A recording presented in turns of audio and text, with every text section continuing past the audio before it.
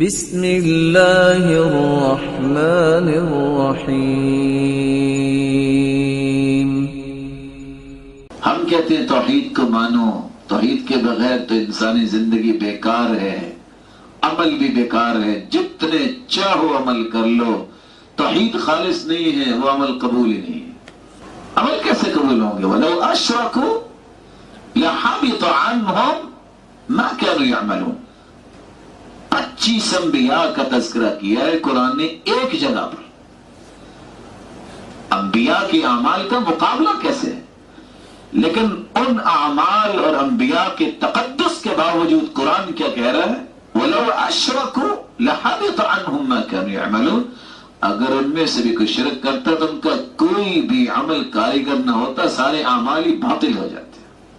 اور ہمارا عمل اور آپ کا عمل کیسے کمزور ہمارے اعمال ہیں؟ یہ انبیاء کی بات ہو رہی ہے۔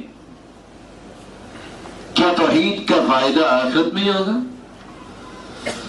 الذین آمنوا ولم یلبسوا ایمانہم بظلم اولئک لهم الامن وهم مهتدون۔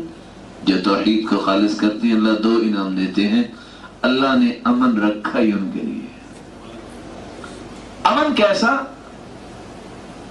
امن الفکری، اس کا فکر مأمون ہوتا ہے، غلط سوچے نہیں سوچتا، بدعات اور خرافات کی تو اس کا ذہن نہیں جاتا، سیدھا ڈائریکشن اس کی درست ہو جاتی ہے۔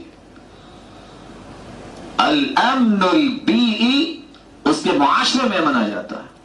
الامن الجسدی، اس کا جسم بھی معمول ہو جاتا ہے، کیونکہ وہ اللہ کی معیت میں چلا جاتا ہے انسان۔ اور معیت کے دو معنی ہیں نا، معیت عامہ، معیت خاصہ۔ معیت عامہ ہر شخص کو میسر ہے، اللہ تعالیٰ کے علم و قدرت ہر بندے کے ساتھ ہے، لیکن معیت خاصہ النصر والتأیید، اللہ کی نصرت میں انسان چلا جائے، اللہ کی رحمت میں لپیٹ لیا جائے، یہ وہی ہوتا ہے جس کے پاس توحید خالص ہے۔